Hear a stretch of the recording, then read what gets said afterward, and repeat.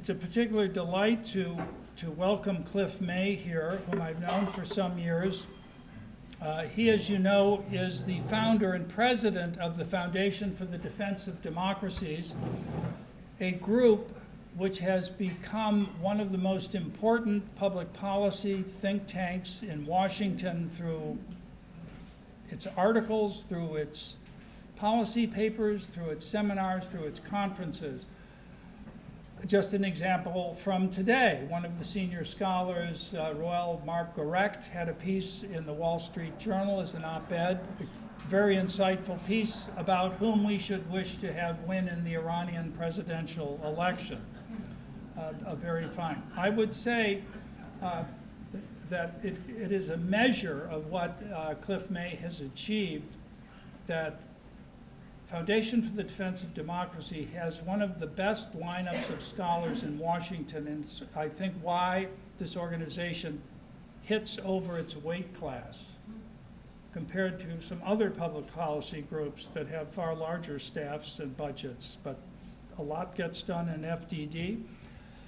One reason is because of Cliff's background. He was, for quite some years, a New York Times reporter. He's in recovery,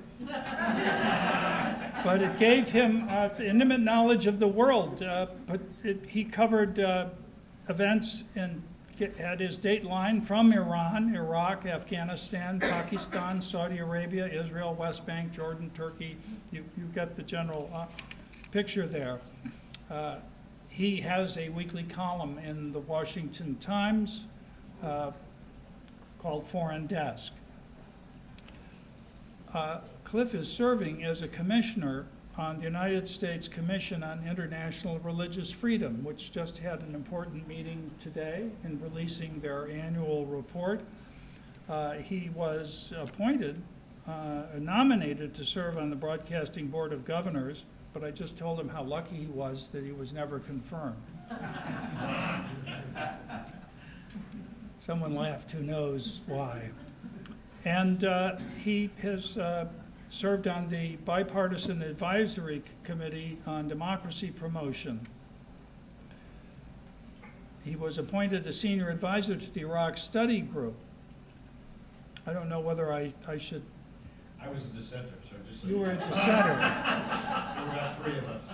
Well, that recommends you.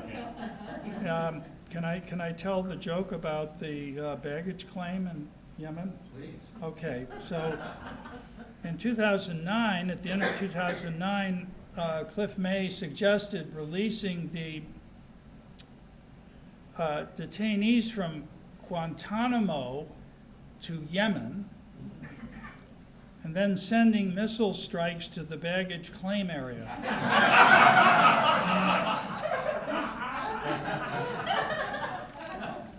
This caused some acute criticism from other areas of the press, whom Cliff then characterized as humorless. So please join me. Please join me in welcoming Cliff May, who is speaking on Islamism and Jihadism, the challenge and the threat for President Trump. Well, thank you, Bob. I've been an admirer of Bob's for so many years, and we've known each other not as well as I'd like to, but thank you for so much. Thank you for inviting me. Thanks to all of you for coming out to see me on a warm night. There are more fun things that you could do, but you decided not to, so I'm pleased that you're here. I really do appreciate that kind introduction. And it's interesting that you started with a joke, because I have to say, when I get up on a podium, I tend to feel like you got to break the ice and relax people a little bit. And so you should kind of, tell some kind of joke. And I shared this with a guy I happen to know who is trying to make a living as a stand-up comic. And he said, that is really strange. Because every time I get up to do a stand-up routine, I feel like I should start with a policy brief. Which does remind me of a story. Hopefully, I hope this is not apocryphal, but you may or may not have heard. And it was a meeting between John Major, Prime Minister of the United Kingdom, and Boris Yeltsin just after he had become president of the Russian Federation. And John Major said to Boris Yeltsin, Boris Nikolaevich, now that there's not a Soviet Union, I'm curious, could you describe, in a word, how are things going in Russia? And Boris Yeltsin said, good. And John Major felt a little awkward about that. He said, Boris Nikolaevich, the phrase in a word it's a figure of speech. I wonder, perhaps you could elaborate just a bit. And Boris Yeltsin said, not good.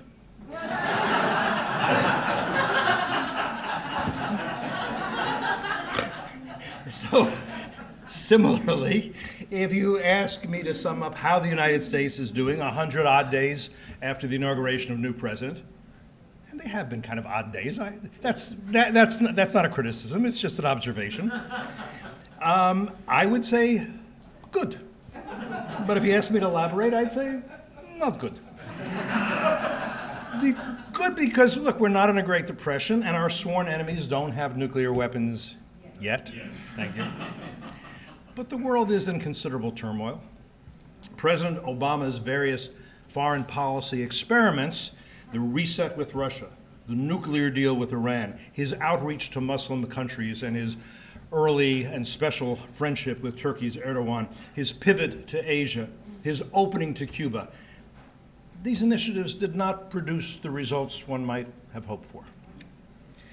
North Korea today is ruled by a loony fat kid with a bad haircut and nuclear weapons and missiles whose range his rocket scientists are attempting to expand every day.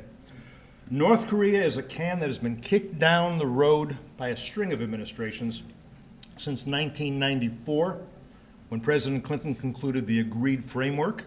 You remember, with Kim's father, that was supposed to prevent North Korea, from going nuclear. It did not. How is that different from the deal that President Obama concluded with Iran? Well, the Iran deal is not meant to stop Iran from becoming a nuclear-armed power. It's only meant to slow its progress. While we do what, exactly? Iran was once a great imperial power. Its ambition is to be one again. The same may be said of Turkey, and of China, and of Russia. Not one of these Eurasian nations, I think they're all Eurasian nations, is free and democratic. Not one is trending in that direction. Not one is a friend of America, though Turkey is a member of NATO, so officially it's our ally. That's a paradox, and it's a dilemma. Jihadists, I don't have time to talk today about all of America's national security concerns, so I'm going to focus on the one I consider the most challenging, the one that too many world leaders, too many academics, too many journalists are most reluctant to discuss forthrightly, the Islamist and jihadist threat. And when we have a little Q&A afterwards, I'll talk about whatever you like, but I'm going to focus on that and get into the weeds about it a bit. Islamism and jihadism are on the rise, not just in the Middle East, as I think most of you know, but also in Europe, also in Asia, and also in Latin America. FDD has been doing some research on specifically that, and we did congressional testimony, one of our scholars, last week on that. And penetration is much greater than you might expect. What's the difference, in my view, between Islamism and jihadism? What is the distinction I'm making? Both embrace the imperative of Islamic supremacy and domination. But whereas jihadists believe that such domination can only be achieved through the sword, through warfare, Islamists are willing to achieve their goals through less bellicose means as well, for example, through elections. So while all jihadists are Islamists, all Islamists are not jihadists, but both, I'd argue, represent serious threats to us.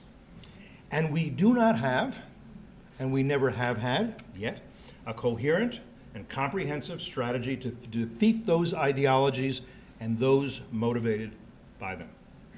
Actually, it's a little worse than that.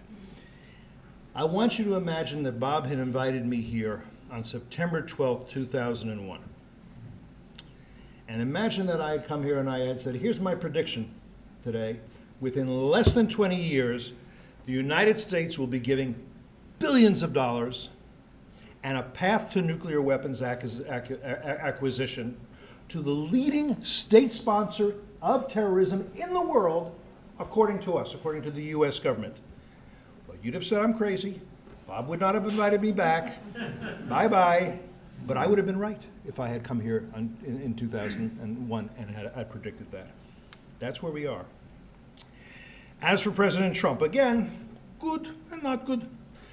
I don't think he's studied or thought deeply about national security and foreign policy. I don't think he knows much about history. That's an observation, not a criticism. But I also think he has put together an astonishingly good national security team. James Mattis at the Pentagon, H.R. McMaster, National Security Advisor, Mike Pompeo, wonderful guy over at CIA, Nikki Haley at the United Nations. I'm startled by what a fast learner she is. John Kelly at DHS, at Homeland Security, tremendous. So if you ask me to sum up, not in a word, but let's say 3 words, what should be America's strategic doctrine in response to these threats? I'd say peace through strength. Not peace through conflict resolution, not peace through win-win scenarios, certainly not peace through appeasement or the international community, which has all the reality of the tooth fairy. Not peace through weakness, not peace through mutually assured destruction. America's military might, its cyber capabilities, both defensive and offensive, its missile defense systems, our economy all need to be as strong as possible, much stronger than they are right now. We need to be not just maintaining our leads in these realms, we need to be increasing them. All the instrumentalities of American power need to be utilized if we are to win the war being waged against America and the West. This must be our priority. It can't be an afterthought. It can't come in second or third. We need to take the fight to our enemies. They should not be allowed to plot against us in comfort and safety. We want, or we should want, them to be awed and daunted. It's not enough to say we'll prevail in the end. Our enemies should conclude that challenging us is a fool's errand. That should be the perception, and that should be the reality. At the moment, it is not. There are big holes in America's military readiness, and we have not been adequately modernizing. Nor do we have a serious strategic communications capability, as you know only too well. In congressional testimony last week, and if you saw this, former Director of National Intelligence James Clapper said he favors a USIA, United States Information Agency, on steroids to counter-message jihadism as well as Russia's robust propaganda campaigns. He's right, but why didn't he voice that opinion during all the years he was working for President Obama? So that's the gist of my argument. What I'm going to do now is elaborate, more than 2 words, point out what I see as the most important dots, and make an attempt to connect them. I'm going to begin with just a few words about the Foundation for Defense of Democracies, the Policy Institute, or use of vernacular, the think tank that, as Rob mentioned, I founded and where I still serve as president. It was created right after 9/11. But interestingly, the people who helped me bring it into existence, extraordinary individuals whose names you'll know, my interns never do, in particular Gene Kirkpatrick and Jack Kemp. It's great to be someplace where I don't have to tell people who those are. We're worried about terrorism and the forces driving and justifying terrorism earlier than 9/11. In fact, and believe it or not, it was less than a week when they came in and I had a meeting with them, a consultation intended to help them flesh out some of their ideas. There had been at that point a string of attacks on Americans that they recognized. Beirut in 1983, the World Trade Center in 1993, Khobar Towers in 1996, 2 African embassies in 1998, the USS Cole in 2000. There were a lot of others that are less well known that they were aware of. And also, by the way, in 2001 and 2002, Israel was being hit by one suicide bomber after another, with too few people in the so-called international community condemning those attacks. So their question was, is there a pattern here? Is anyone seriously attempting to understand what's going on and formulate strategies and policies to address it? So I took copious notes, And I went home to think about our conversation and think how I would do this sort of a little bit of research for them. And a few days later, the attacks of 9/11 took place. Now, what happened that day is often described as a tragedy, but a tragedy is when you get hit by a hurricane or a tornado, or this was an atrocity. It was an atrocity carried out by terrorists based on beliefs, based on an ideology. So I met with them again and I said, boy, what you feared and anticipated has now come to pass, hasn't it? And from that, a decision was made to create an organization that would take a hard look at what was happening in the world, by whom and why, with the aim of formulating options for those policymakers and legislators who wanted to defend America and its allies from sworn and mortal enemies. FDD opened its doors 15 years ago, January. Since then, my job has been essentially to assemble the resources, the team necessary to focus on the threats represented by totalitarianism, supremacism, and militant interpretations of Islam, to understand the movements, the non-state actors, and the nation-states whose legitimacy derives from these ideologies, from this theology, to help better educate political elites and the public, and finally to attempt to identify policies that can best defend America and the West. I got to tell you that actually this subject had been on my mind for a very long time in a nebulous sort of way. And the reason is that in 1979, I was a young foreign correspondent. A revolution broke out in Iran. The Shah fled, the Ayatollah Khomeini returned from exile. I was asked to cover this by, of all people, Bill Moyers for a TV show he had called Bill Moyers International Journal, and also CBS Radio and Hearst newspapers. In those days, some of you are old enough to remember, Hearst newspapers were in Los Angeles and San Francisco and Baltimore and a lot of different places. Never mind all that. The point is, I vividly recall my first glimpse of Ayatollah Khomeini. It was in the holy city of Qom. It was a windy day and the air seemed very dusty. There were thousands of people there. He lived in a very small bungalow, very modest, I have to say, with a flat roof. Didn't rain much, you could have a flat roof there. And we waited and waited, the small camera crew I had, my Iranian producer, my sound man, and finally Ayatollah Khomeini appears on the roof of this little bungalow. And I gotta tell you, he was an absolutely charismatic figure. Black robes, the turban, the white beard. And he's not like an American politician. He's not waving to the crowd. He's not pointing at people. He's not, he's not having a good time. He looks like a stern father. And he just looks at the crowd for the longest time. He doesn't say a word. And then with one motion, maybe a benediction, I don't know, he kind of did like that.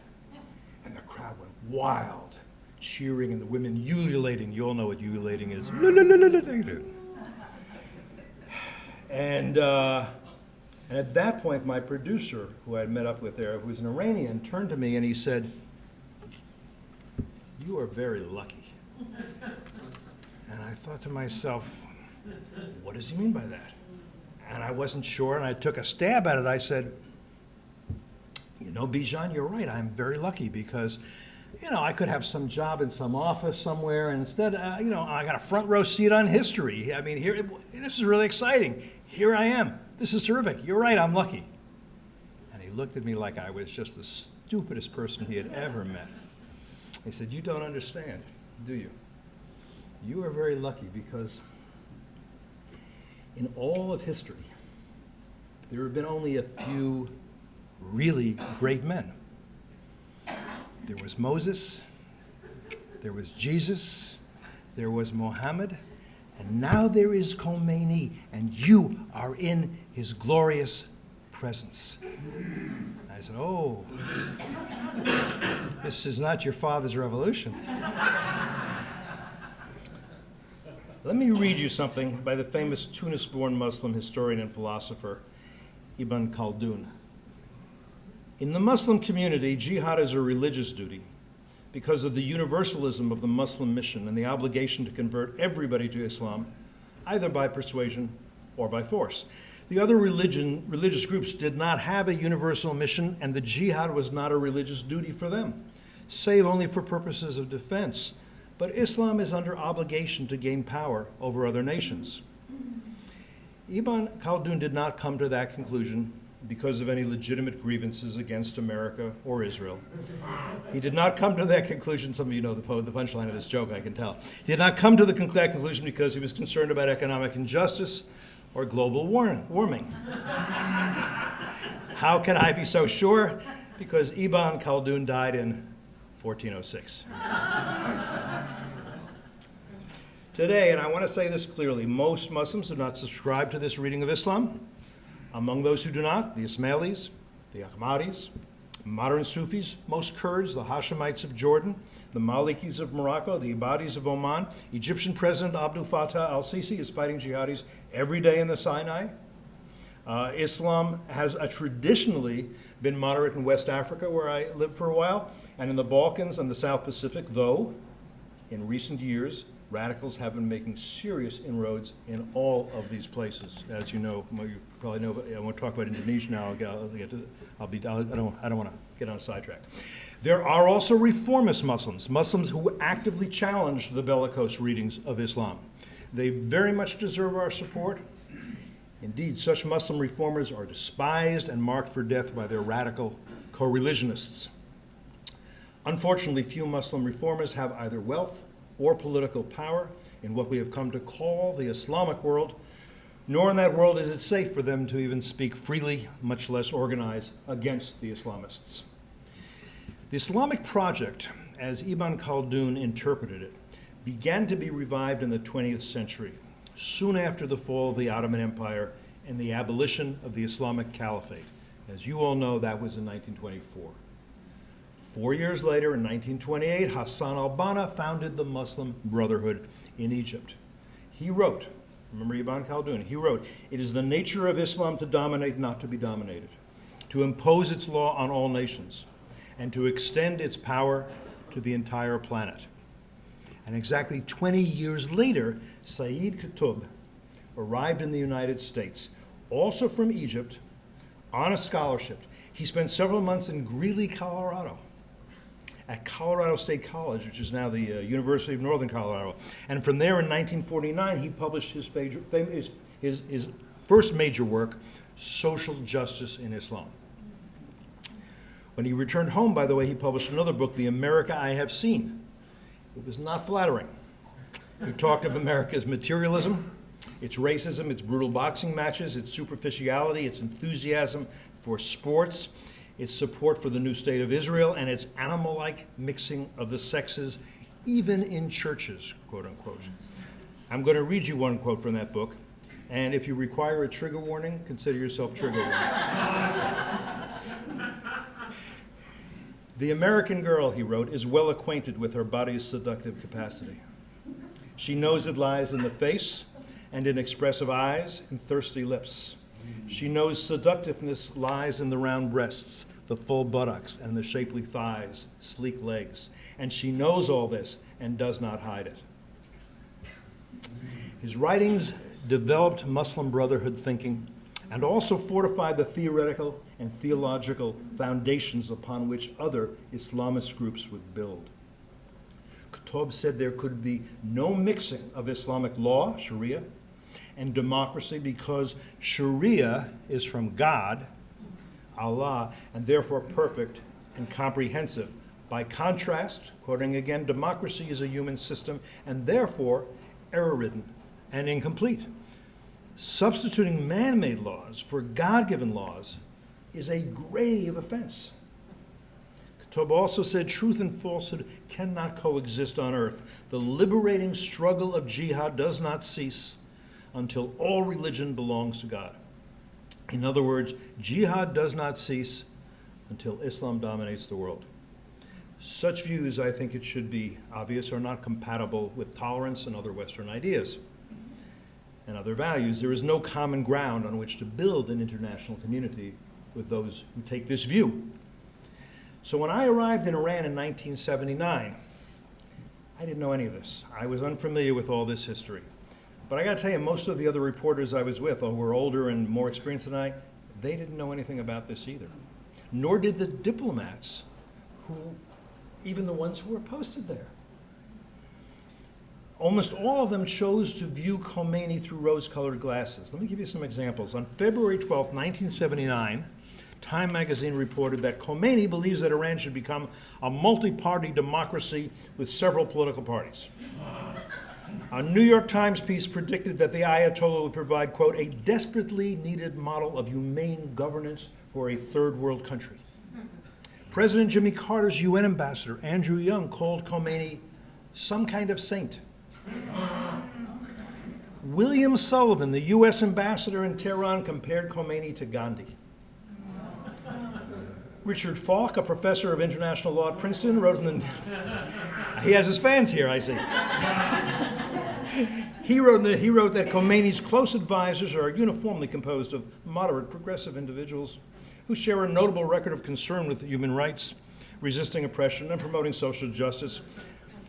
Anyway, you think that hurt Falk's career? Let me tell you, it didn't. And as you probably know, a lot of you do. In 2008, the UN Human Rights Council appointed Falk to a 6-year term as UN Special Rapporteur on the situation of human rights in the Palestinian-occupied territories since 1967. They just can't ruin themselves. I was, as I said, not well educated, but I was skeptical by nature and as a result of the fact that I had spent some time living and studying in the Soviet Union. So it seemed to me unlikely that moderates would prevail over radicals, or that true believers would be patient for long with those they regard as apostates, or that Khomeini would, in the end, tolerate dissidents, critics, or the disobedient. And as I listened to what Khomeini was actually saying, and as I began to read what he had been writing, and he'd been writing for a very long time, I saw no reason to doubt that he was both a man of faith and a very radical revolutionary. For example, here's what Ayatollah Khomeini said in a speech in 1942. 42. This speech was titled, "Islam is not a religion of pacifists." He wrote, hey, "Those who study jihad will understand why Islam wants to conquer the whole world. Those who know nothing of Islam pretend that Islam counsels against war. Those who say this are witless. Islam says kill all the unbelievers just as they would kill you. The sword is the key to paradise, which can be opened only for holy warriors. There are hundreds of other psalms, Quranic psalms, and hadith, sayings of the Prophet, you all know that, urging Muslims to value war and to fight. Does all that mean that Islam is a religion that prevents men from waging war? I spit upon those foolish souls who make such a claim." You could read it, it was there. Bernard Lewis, the great historian of Islam in the Middle East, who I've been privileged to know, did understand what this meant, and he said the Iranian Revolution had an immense impact on the whole Islamic world intellectually, morally, and politically. The process that began in Iran in 1979 was a revolution in the same sense as the French Revolution and the Russian revolutions were. In other words, it wasn't an Iranian revolution. It was an Islamic revolution, and it was a global revolution.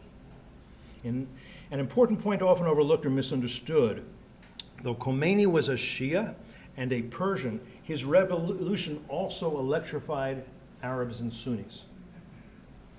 In effect, those Sunni Arabs said to themselves, the Shia, the Persians, they now have the first jihadi state, the first modern state run by Muslims who believe Islam is supreme and must dominate the world. We Sunnis, we Arabs, we need to catch up. From that seed, Al-Qaeda would grow. All Islamists, whether Sunni or Shia, and whether or not they are active jihadis, are acutely aware that Islam was, as Bernard Lewis said, once a winner's religion. Among the achievements of Prophet Muhammad was the creation of a community of believers. Some would say a new nation. The Arabic word is ummah. Starting out as a small group in 7th century Arabia, within a few generations, the armies of Islam had overrun the Roman and Persian empires and established an empire of their own stretching from Spain to India and beyond into the Pacific. By the year 1000, Islam was on top by all measures: health, wealth, literacy, culture, power. And then something began to go wrong. To Islamists, and again, I use that term to mean those committed to the goal of Islamic supremacy and in time world domination. It is an article of faith, and I'm using that term quite literally, that Muslims lost ground because they strayed from the path of true Islam, the path trod by the Prophet and his companions. Over time, they allowed themselves to be seduced and corrupted by the West and its vices, materialism, individualism, and lasciviousness among them. Think back to Sayyid Qutb. Islamists angrily insist that the world's Muslims are under assault by Jews, of course, but also by Christians and other infidels, all led by the great Satan, the United States. The faithful, they add, have a right to defend themselves, and no acts, no matter how barbaric, are forbidden to them. Have we ever heard anything like this before? We have. In the 20th century, Hitler railed against the victimization of the Germans by Jews and other foreigners. Terrorism, Hitler once said, quoting here, is the best political weapon. With uncanny prescience, he added, demoralize the enemy from within by surprise, terror, sabotage, assassination. This is the war of the future. Hitler preached that the Aryans were a master race who would achieve victory in a racial struggle and rule over all other races. By the way, communists preached that the working class would achieve victory in a class struggle and rule in a dictatorship of the proletariat. And Islamists preach that Muslims will achieve victory in a religious struggle and will rule over disbelievers and eliminate heretics and apostates. They believe the world is divided. There is the Dar al-Islam, the world ruled by Muslims, and there is the Dar al-Harb, the world ruled by disbelievers, but the more literal meaning of Dar al-Harb, realm of war. As a first priority, Muslims must retake the lands that were once conquered and ruled by Muslims, but which are now under infidel control. Look at any map of Africa and the Middle East today. From Marrakesh to Bangladesh, it is all, with a tiny but significant exception of Israel, Dar al-Islam, although they'd say that some of those ruling are heretics or apostates. That's why in Islamist eyes there can be no acceptance of a Jewish state or the right of Jews or any other minority to self-determination. There can be no peaceful coexistence. At most there can be a hudna, temporary truce. In the Islamist view, Israel and much of Spain as well and parts of Europe are among the lands that Allah gave to the Muslims as an endowment and which must be taken back. One way or another, jihad is the most direct. To wage, or at least support that jihad, they say, is the duty of every Muslim. A Muslim can do his duty, or a Muslim can shirk his duty, but there is no third option, no compromise, no win-win solution that can satisfy this religious obligation. Islamists offer their followers an incentive the Nazis and the communists could not: the afterlife. Those who fight and die for Islam become shaheeds, martyrs, entitled to a seat next to Allah and the attention of 72 black-eyed virgins. In case you're wondering, female martyrs spend eternity with the man of their dreams. And by the way, 40 more seats in paradise are reserved to the friends and family of the Shihad. The 20th century's greatest analyst of mass movements, in my opinion, may have been Eric Hoffer, a self-educated longshoreman who wrote 10 books and won a Presidential Medal of Freedom. In The True Believer, published in 1951, he wrote, "Though there are differences between the fanatical Christian, the fanatical Muslim," he actually used the term Mohammedan, which is not quite accurate, but the fanatical nationalist, the fanatical communist, and the fanatical Nazi, it is yet true that the fanaticism which animates them may be viewed and treated as one. The same is true of the force which drives them on to expansion and world domination. He wrote as well, "The practice of terror serves the true believer, not only to cow and crush his opponents, but also to invigorate and intensify his own faith." 51. So, as Lenin would say, что делать? What is to be done?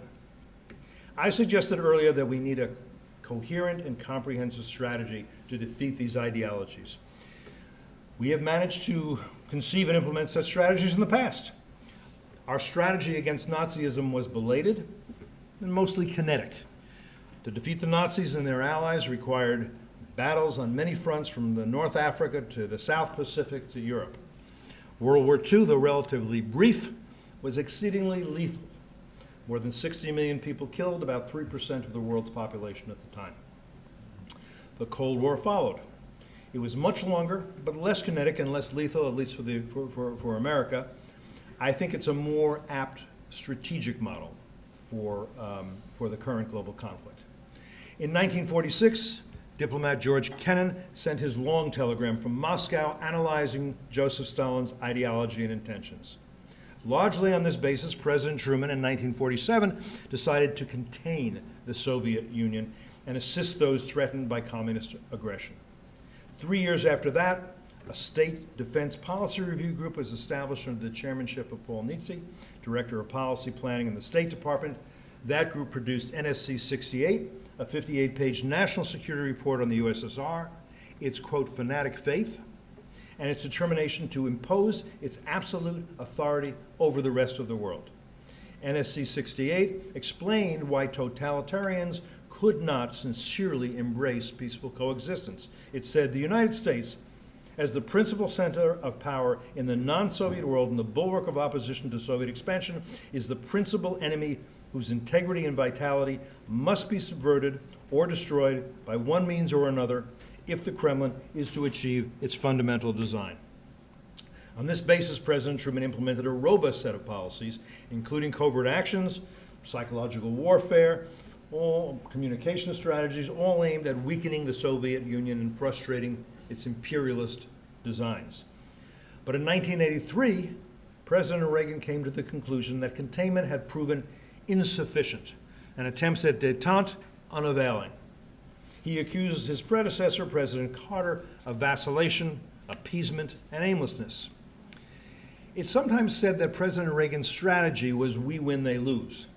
In fact, that was the desired outcome. The essence of his strategy was articulated in National Security Decision 75. NSDD 75 was an extraordinarily ambitious across-the-board assault on the Soviet Union, in the words of Paul Kenger, author of The Crusader, Ronald Reagan and the Fall of Communism.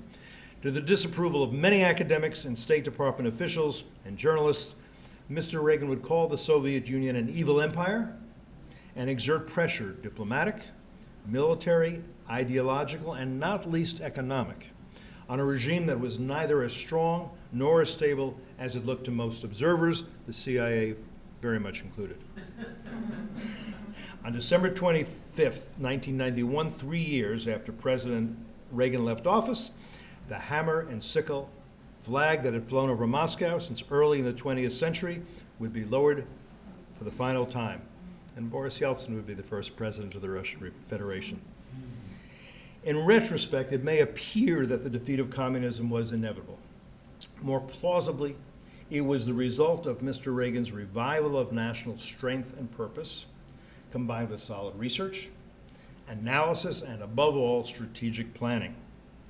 Many Americans and Europeans disapproved of the project and of Mr. Reagan. They believed the Soviets had a thing or two to teach us about social justice, and they looked forward to communism and capitalism converging. Such people are with us still. They seek to appease our enemies. Not good, as Boris Yeltsin might say. Can Islamism and the terrorism it inspires be defeated? The future is unknowable, Churchill recognized, but the past should give us hope. The past also tells us that prevailing against totalitarians is no walk in the park. It will require strategizing, prioritizing, and sacrificing. Are we in the West up to that task? About Europeans, I have to tell you, I am not at all confident. As for Americans, I hope so. But we are a divided nation right now, deeply divided. Perhaps we can come together again, but that process does not seem to me to be yet underway. What is underway, inconveniently, is a global revolution, one that threatens free peoples and those who might like to be. And it is led by true believers, Sunni and Shia, who nurture ancient resentments and harbor utopian ambitions. They exhibit a formidable will to power. They have a strategy, and they are prepared to fight a long war. The same needs to be true of us if we are to prevail, if America and the West are to get out of this century alive. And with that, thank you very much. And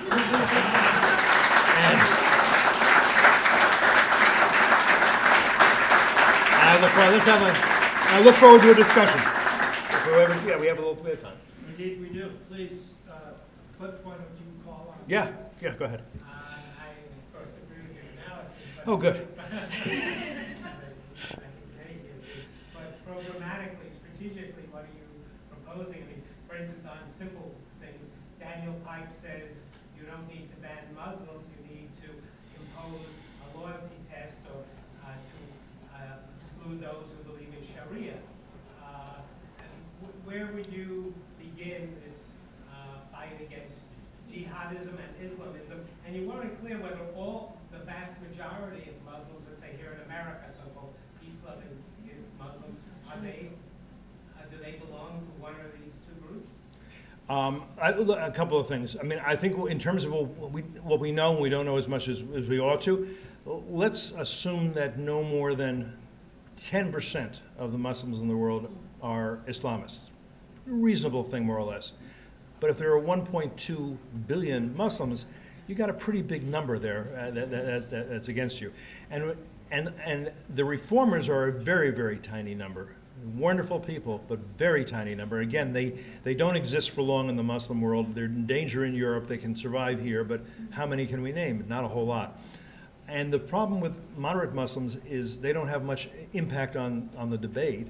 Just as, you know, I don't think most Germans were Nazis. I don't think most Russians were communists.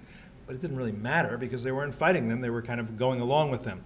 So we do need to take a hard look at our immigration policies. I think there's no question about that. Without going into this at great length, I do have a column today in the Washington Times talking to some extent about this. And what I say is that, look, the first thing we should do, or one thing we should do, is American citizenship. We should value it. And so if you value something, you don't give it away lightly. You give it away to people who really want it badly and who will make a contribution to this country. You're in a sense inviting them into your home and into your family. And these should be people who want to be Americans in the sense that they want to defend the United States and they want to defend the U.S. Constitution and they believe in the concepts of liberty and tolerance just like we do.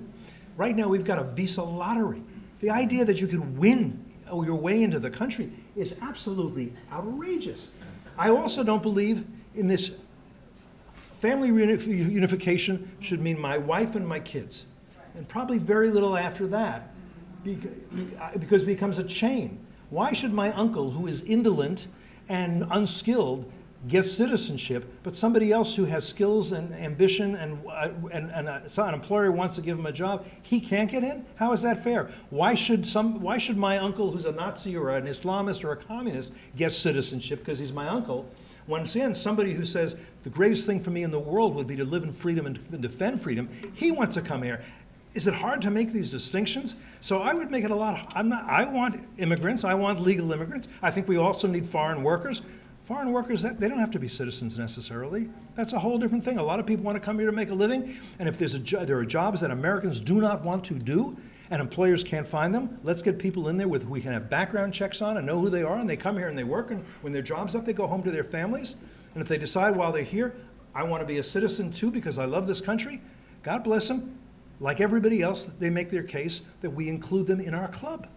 So that's a start to it. All these things need to be thought through with the priority of fighting this war, not with a priority with 10 other priorities out there. If we're serious about this, who do we have in this country? Why are they here?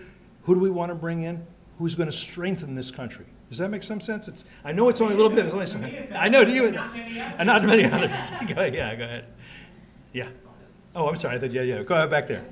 You mentioned the inroads of jihadists in Latin America. Could you elaborate a little? Yeah, what you've got is Hezbollah, which is proxy terrorist form, the kind of foreign legion of the Islamic Republic of Iran. They're all over the place in Latin America, and so is Iran itself. Cuba which is persecuting Christians. Recently, a group of Cuban Christians came and met with the commissioners of the U.S. Institute of Religious Freedom. They went back, and one of them, wonderful young man, was detained immediately upon coming back. But a Shia mosque has just been opened in Havana. And they have programs, the Iranians, to bring Latin Americans, particularly Indians, to Iran to learn Farsi and to train and to be converted. And you have mosques opening up, and you have the various diplomats who are there who we know to be terrorist masters and others. I mean, what happened in Argentina in 1994, that was carried out by Hezbollah and by Iran, and so that we are finding that they're all over the place, particularly in the tri-border area, if you've heard of that. And here's one of the things I find most frightening, and I've heard about this for years, but we're getting some more information, is the various jihadist groups, mostly Shia, but some others, are finding that they have a lot in common, they can cooperate and collaborate very well with organized crime in Latin America. Money laundering, arms, drugs, all of these things. Imagine the impact of organized crime in Latin America. And we're talking about serious organized crime, like, having Colombia. And jihadist groups coming together and finding that they can work together. This has not gotten enough media attention. What's that? I think there are, to some extent, in Mexico as well. I don't know to the exact extent. At some point, you have we've got a scholar who does nothing but this, Emmanuel Altalengue. He's Italian. He speaks Spanish. He's been down there. He's just testified before Congress last week. We don't know nearly as much as we want to know, but yes, we know that Hezbollah and Iran and other groups are penetrating and finding that and thinking this is our back door, and it's got broken hinges, and this is a way they can fight against us. Go ahead, yeah. Would you address assimilation in that should we expect the Muslims in this country to assimilate rather than want to have their own Sharia law in parts of the city?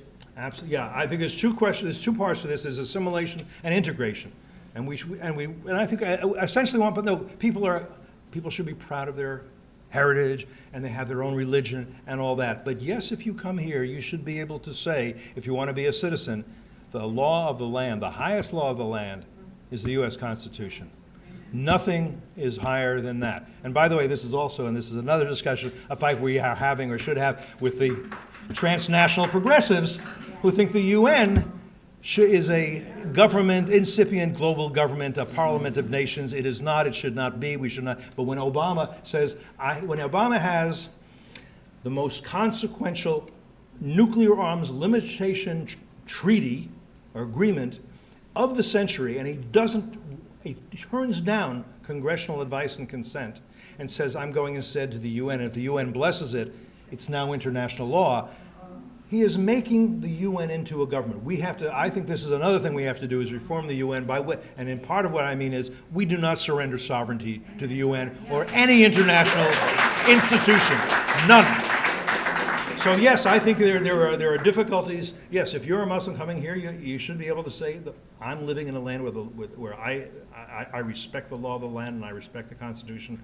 Now, look, Sharia is a hard subject, and Gordon, you can hold forth in this, because on the left there are those who think, oh, Sharia, it's nice, it's family law, it's all. But on the right there are those who say Sharia is one thing, and I don't agree with that. I mean, if Sharia were one thing, you wouldn't have had for 1,400 years the split between the Sunni and the Shia, because they differ on what Sharia is. And then there are 4 schools of Islamic law right now. So there can be different, and we should not say, oh no, there can't be different interpretations. There can only be one interpretation, and it's the strictest. The jihadists are right. Why would we tell them that? If somebody wants to say, I'm a good enough Muslim, but you know what, I like a glass of wine when I go out to dinner. So I don't think we should be the ones who contradict them. Go ahead, Gordon. Any thoughts you have on how we attack this Gordian knot of the Islamists parading this political ideology and attempting to come in under the guise of religion, and therefore take advantage of our entire infrastructure, ideology, legal, et cetera, that we value protection of religious freedom. And they seem to be very adept at explaining that. Your thoughts on how we... It's a wicked problem, because you're right. part of it is we understand how to say that is, in terms of communism or Nazism, that is an odious ideology. When it's a religion, we get all disoriented, all befuddled by it. And so I think it is useful at least, to say what I've said here, which is that Islamism is an ideology derived from a theology. Okay? Just because you're a Muslim, you do not have to necessarily subscribe to these views. And there are well-known Muslim scholars who would say this. Bassem Tibi wrote a book called Islam and Islamism. And you have to agree with 100% of it when he says, you don't, just because I'm a Muslim, I don't have to be an Islamist. In other words, I mean, it's interesting. I can go out and in the most progressive group and rail against white supremacism. And everybody says, yeah, thank you, Cliff, very good. But I talk about Islamic supremacism. Well, why? Are we against supremacism or only certain kinds of supremacism? I don't know. But I think this is part of it, that we have to identify what we're talking about as an ideology, and we have to be against this ideology. We have to ask Muslims to be, without equivocation, against this ideology of Islamism, of Islamic supremacy, and moral domination. Could I follow up on Yeah. that briefly? Given the secularization of our both academic and political elites, are we structurally in a position to do that? And by that I mean, I spent a career and a half in the military and the national security. Grew up thinking that the defense of the country was one of the primary functions of government. Right. Here, here. Yeah. But given the leadership that we have, I'm not talking administration, but our cultural leadership, are we in a position where maybe the government is really not equipped to deal with this, and perhaps non-government organizations, even like your own, perhaps have a larger role to play in some of this than perhaps the Cold War model might even suggest? It's a hard question. I'm not sure I have the answer. I'm more hopeful about America than I am about Europe at this point, because the Europeans do not seem to be capable of defending their civilization or culture. It's sort of suicide by multiculturalism.